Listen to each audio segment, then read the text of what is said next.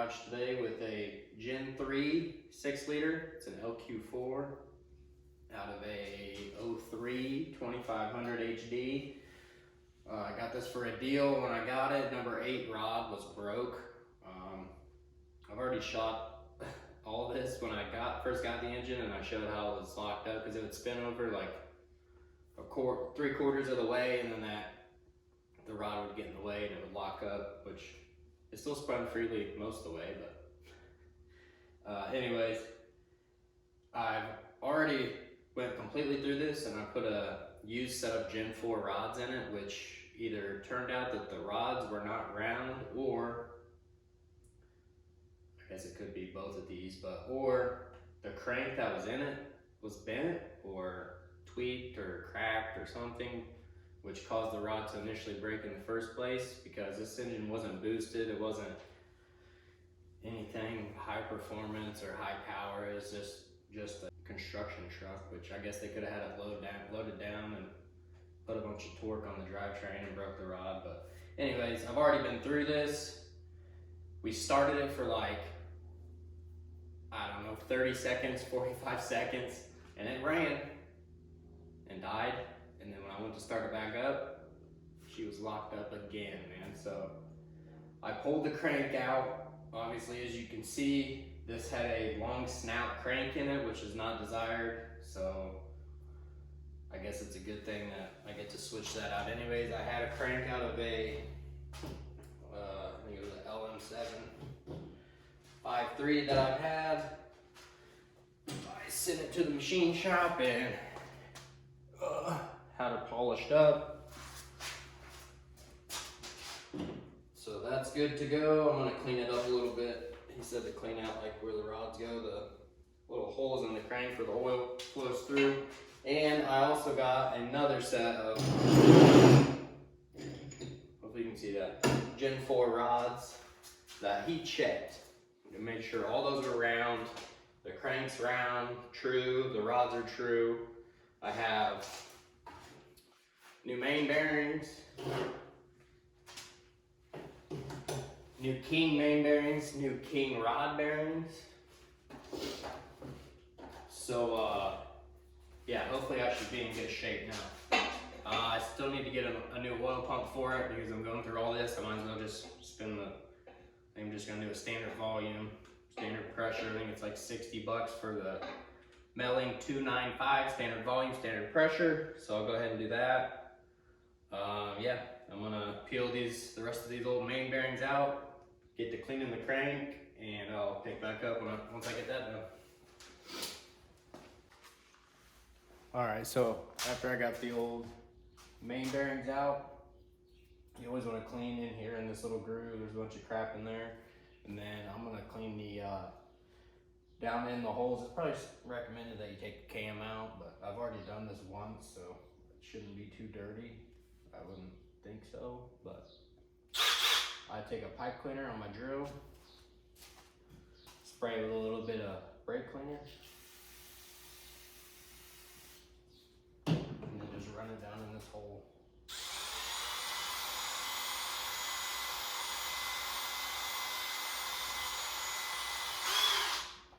You can tell there's a little bit of crowd on there, but not much. So do that for all of them, and then set your new main bearings in.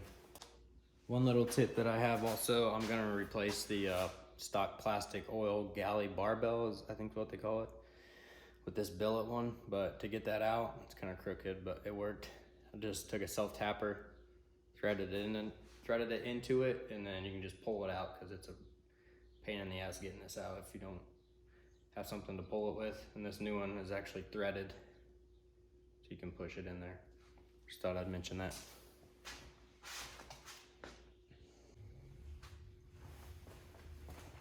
All right, I have got the crank.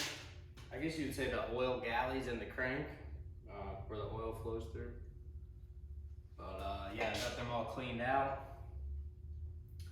All I used was brake clean, and I could see a lot of shit that was flowing out of there. He said he sanded, I think he said he sanded it, but I still used standard main bearings, so it must have not taken very much off of it, but even with that being said, there was still a lot of like debris and stuff that were stuck in those holes. So good thing I did that. I took brake clean, sprayed it out like I said, and then I went back with my compressed air hose and blew it all out. And went back, cleaned up all the crank journals. So I think I'm about ready to set the crank down in here. For someone who's never done this before, I know there's a lot of LS build videos out there, but the main bearings that have the holes in them obviously go on the bottom so oil can flow through there because it comes through the engine side, obviously. So yeah, I use Royal Purple Max Tough synthetic oil assembly lubricant. So I'm gonna go ahead and coat the hell out of these main bearings.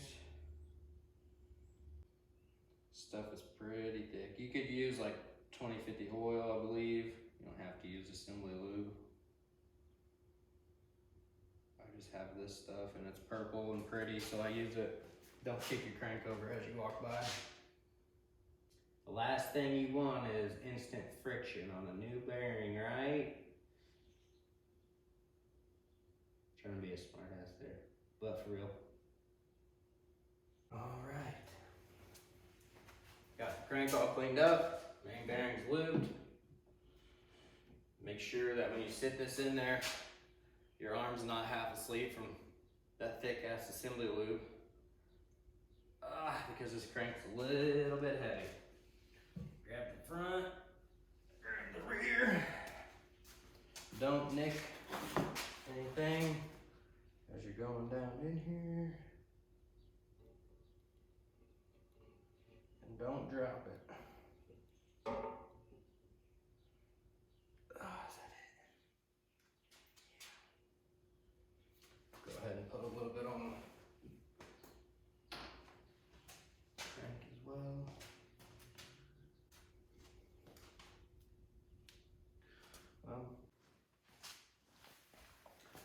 All right, I've got all the main caps torqued down. The crank is in position now. Spins very, very freely, which is what you want. You kind of want to listen. You don't want to hear any like grinding or coarse material on material sounds, obviously. I just went off the GM LS series, how to rebuild. I just went off the torque to yield. Hey, some people just torque all the main bolts to 50 foot-pounds, but I don't know. GM did the whole torque to yield thing for a reason, I guess, even though these are used main cap bolts. I still might have put a little extra on them. I don't know if that's necessarily a good thing, but yeah, if they're torque to yield, I would assume that they stretch. That's the reason they do that. So put a little extra oomph when I was doing the torque to yield deal. The inside bolts are 15 foot-pounds and then an additional 80 degrees. They say torque the inside bolts to 15 foot-pounds, hit the crank rearward with a rubber mallet, which is what I did. I just came up here to the crank bolt, whop, whop, whop. I did it 5 times and then I hit it back forward 5 times. They say that that sets your thrust bearing, which is number 3 main cap. That's literally all this thing says. That the final thrust of the crank must be in the forward direction. Then use your torque to angle gauge to twist the inner main bolts an additional 80 degrees. So that's what I did. I feel like that's kind of vague, but I mean, I don't have anything to measure crank run out or anything anyways, so it spins free. I don't hear any you know, grinding or anything bad. So crank's in. Next step is to get the pistons. The pistons are still good, it's just those rods that I don't want to use. So I'm going to get the Gen 4 pistons over to my new, known to be true Gen 4 rods that I got from the machinist and get them puppies popped in. I do think I'm going to pop the rings off and gap them at least to like 26 on the top, 28 on the bottom. That way if someone ever does want to boost this and like throw a turbo cam in it, they don't have to pull the rods and pistons back out and gap the rings. Yeah, I did a lot more than that on my truck before it was ever turboed. I think I did like 30, 32 because I broke the ring ones on my first set of pistons and I didn't want to do that again, which 30, 32 is probably a little excessive, but even non-turbo, it didn't smoke. So yeah, I'll gap the rings before I put the pistons in, but that is the next step. Together, I went to gap the rings. Focus. 28 thousandths, right? Now these are stock Gen 4 pistons. I did get them used, but I haven't even touched this ring.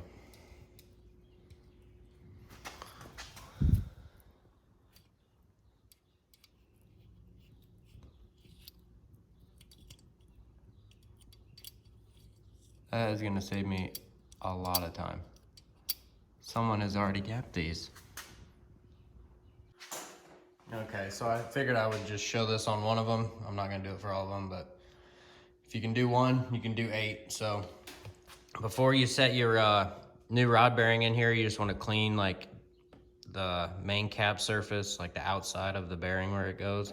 Use some brake cleaner on a rag, same thing with the rod, and then when you push your new rod bearing in, there's a little groove right there, and there isn't on that side, so it's kind of hard to mess that up. I believe all of the rod bearings are the same. They're all stamped the same, so there's not like one for the cap and then one for the rod. Yeah, same thing on the rod cap. Has a little groove, hard to mess up. There's a stamp mark. They are all the same, so it just says STD for standard, guys, standard bearing size. So yeah, I got that on there. Now I'll put some assembly lube on. I'm gonna do both of them on the cap and on the rod. Trusty old LS book says that the wider tab on the Gen 4 rods must face the front of the engine. Right here, this part that's circled, as you can see, the rod on the right has the wider tab to the outside. That must go to the front of the engine. And there's also a dot on the piston that faces the front of the engine. So if you just make sure the wider tab and the dot on the piston are on the same side, then they will both face the front, obviously. Then turn your crank so it's easy to get the rod on there. Be careful not to nick the crank with the the side of the rod or anything when you're going down in there. So dot to the front, wider tab to the front. Slide this deal down in here. Reach down here. Feel where the rod is. You're gonna want to grab your hammer as well. I like to use the one with the rubber on the bottom instead of wood because I've noticed that the wood will chip off and put wood chips in your engine, which is never good. Reach up here, grab your rod.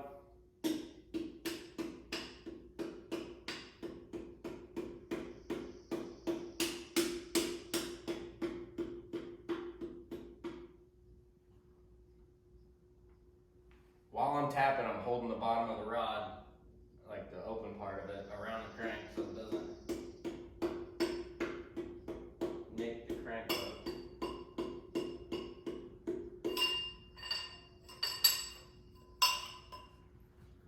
Things come in handy.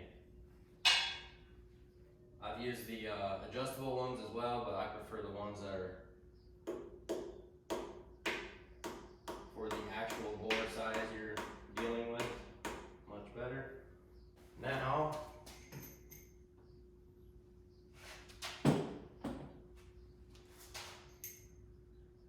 make sure all your assembly lube ran off. Shit, I should have marked. Damn it. Usually a good idea to mark, you know what, I can pull that out of good idea to mark the wider tab on the rod cap. That way you don't have to do this. Put your rod cap on. It's kind of hard to mess these up because they break them and it's pretty visually obvious which way they go, but if you can't see it, then it's not as obvious, obviously. It's just easier to put like a paint mark on it. That way you know for sure, you don't have to second guess yourself. In here, I'm just gonna snug it for now until I get all of them in, and then I'll come back and torque all of them at once. Got all the rods torqued down. I went through, checked all the gaps on the rings, put all new rod bearings in it, all in about 2 hours. I think that's a record for me. Getting better at it. She's torqued down and still spins freely. A lot easier than before, which is a good thing. I'm gonna run into town and grab an oil pump. O'Reilly's actually has the standard volume, standard pressure melting pump, so I'm gonna go grab that. My machinist said that since these are, used rod bolts, just torque them to 44 foot-pounds. And I said, say no more, sir. That is exactly what I'll do because it saves me from having to use that torque to angle gauge, and 44 foot-pounds really isn't anything real crazy, so it's easy to get. And I also got some wheels turning in my head, and maybe I was over torquing them a little bit, and it would cause the rod and the rod cap to crush the bearing, being tighter on the crank. So I was kind of pleased to know that less foot poundage of torque. Is that how you say that? That's how I'm saying it. Will be acceptable on the rods. So yeah, I'm gonna run into town and go to the auto parts store, grab an oil pump, and continue on down the assembly road. All right, LS timing 101. Right here, as you can see, hopefully, just take this stupid thing off the tripod. Crank dot, cam dot, timing chain dot, dowel hole, roughly 3 o'clock. Cylinder 1, top dead center. Don't ever complicate it. The hardest thing is just make sure your dowel hole's in the right place. Make sure your chain is on the crank when you go to put your timing chain gear on. And that is it. Put your bolts in the timing chain, tighten it down, put your oil pump on.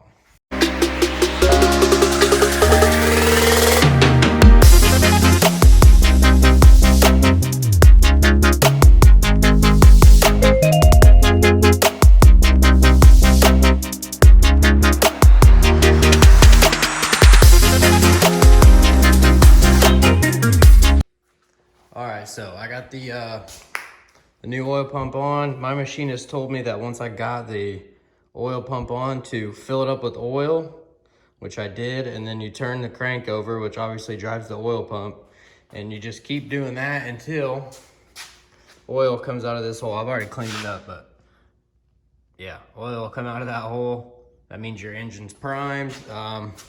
You can't take this out and pour it down in there, but if you just pour oil into here before you put your pickup tube on and then turn the engine over, it primes the engine. Yeah, get the pickup tube, windage tray, oil pan, get all that put on. All right, got the heads torqued down. This whole engine, I've been doing everything right by the book, you know, measuring everything. I measured the rear cover when I put it on, measured the oil pan, all that stuff to make sure that it's not protruding behind the back of the block and it's level with the rails. But one thing that I did not go as the book says is torquing the head bolts, because old Matt Happel, a lot of people don't like him, but I mean, he's proven time and time again that sloppy isn't really so sloppy. You know, if it works, is it dumb? No, in my opinion. So all I did was I went through in the right sequence, as the book says. There is a torque like sequence for the heads. I followed that, torqued them all to 22 foot-pounds, and then went back and torqued them all to 75 foot-pounds. And then the small 10mm bolts up here get 22, and that's it. So I put new head gaskets on it, clamped it to 75 foot-pounds. Should be good. He's made like 1,000 plus on that. The reused torque to yield bolts. All right, so I've installed all the rocker arms. I've snugged them all up, just got them tight with my little Milwaukee ratchet. And it says to turn the engine over until you slightly feel the exhaust push rod, the exhaust valve, which is the one on the right. It's lined up with the exhaust port, obviously. Start to come up. And I already did that. It's the push rod's starting to push up. And then you go torque it to 22 foot-pounds.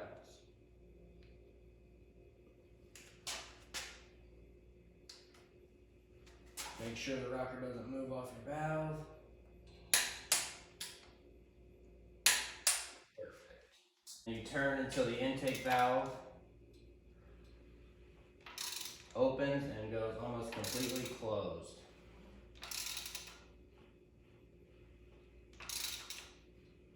And I always push the push rods down into the lifters. That way it's not, you know, just turning the cam and the lifter's not actually contacting the push rod, but you'll be sitting here turning forever. Open. Now it's coming back up. Hope you can see that, probably not. This one right here.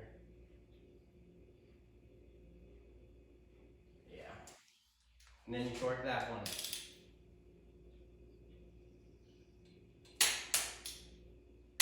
And always pay attention to make sure your rocker stays on the valve, because when you torque them, they can turn. 22 foot-pounds, and you continue to do that for the whole engine. I had to pull the engine off the stand to put the flywheel on. Used my lift plate that I got. Pick yours up at JMS Auto. What they call that, shameless plug.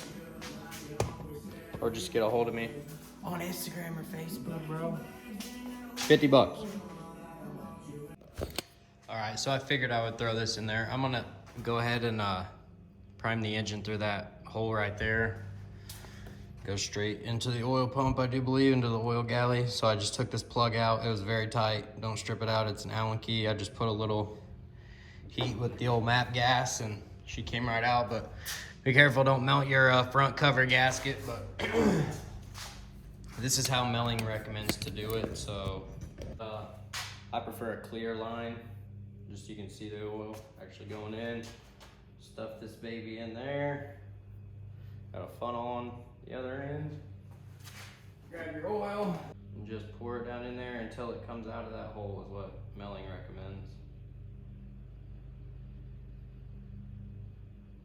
Way too much. Shit.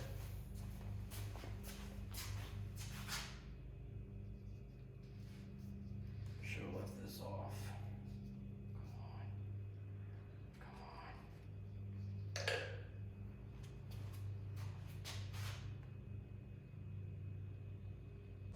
One other thing I like to do, I just filled the oil filter up with this Lucas Oil Zinc Plus. It's engine break-in oil additive. Designed for hot rods, classic cars, and race engines. I mainly do it because Walmart or nowhere sells like conventional oil anymore, because the fucking EPA is a bunch of Nazis. All right, so as you can see, I got quite the contraption here. Battery charger, check. Battery, check. Lawnmower gas tank, check. Carbureted LS intake, check. Quadra junk, check. Small block distributor that I can't really show because I think the machinist is gonna patent that deal or something. I don't know. He's nice enough to let me use it, so I don't ask questions. But she's spraying fuel down in there. This always scares me. But yeah, I also got a oil pressure gauge that I rigged up. I don't know if I've shown that yet. And I was hoping it would build some oil pressure just cranking, but it hasn't yet. So fingers crossed. If it doesn't build oil pressure within like, I don't know, 10, 15 seconds, then I'll shut it off, I guess, and hopefully not do any damage. But yeah, I guess there's nothing left to do but to do it, right? Here we go. I also got a fire extinguisher, just in case. And the gas tank looks like it's above the carburetor, but it's not. It probably will backfire. My neighbors love me. It's about 10 o'clock.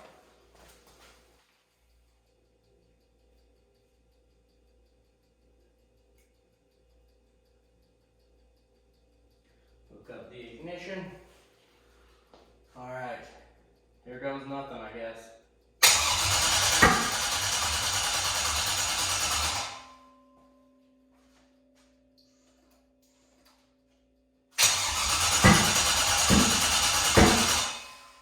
Timing's off.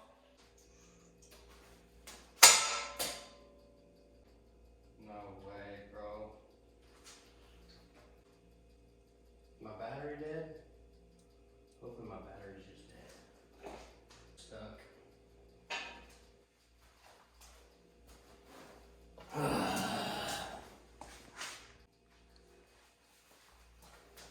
Starter is just stuck. Thank God.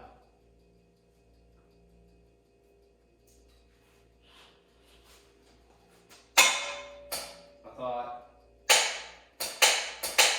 I just turned it over by hand. My battery must be dead.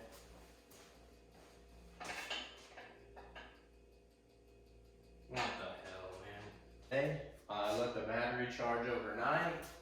Got a different starter on there because apparently that one decided to head south. I haven't plugged in my number 1 spark plug yet. Found top dead center. Think I got my timing right. And that belt is super tight. Give her a squirt of fuel. Cross your fingers.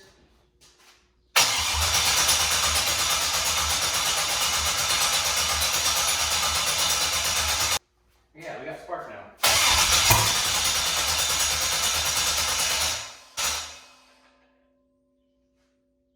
Hey, it's building oil pressure. We got 30 pounds.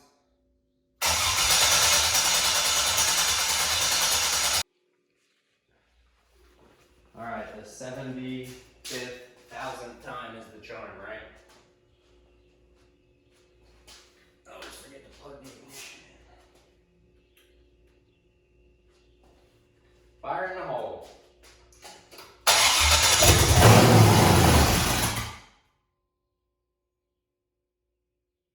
Oh yeah. I think my ratchet strap is it on the wrong side, or I need to. Shit, we're leaking a bunch of oil back here. Fully on the crank walk itself out, so take 256,476.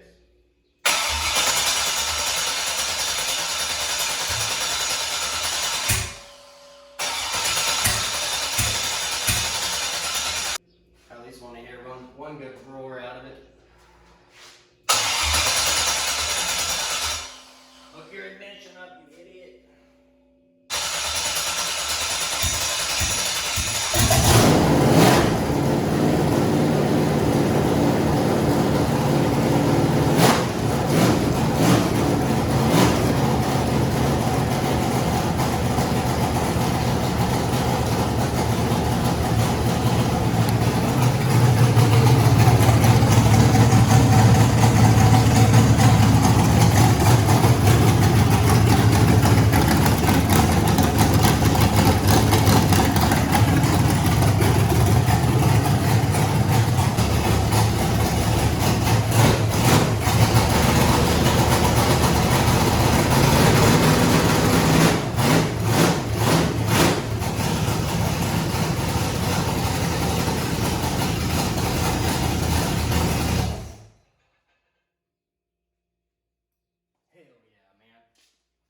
All that work.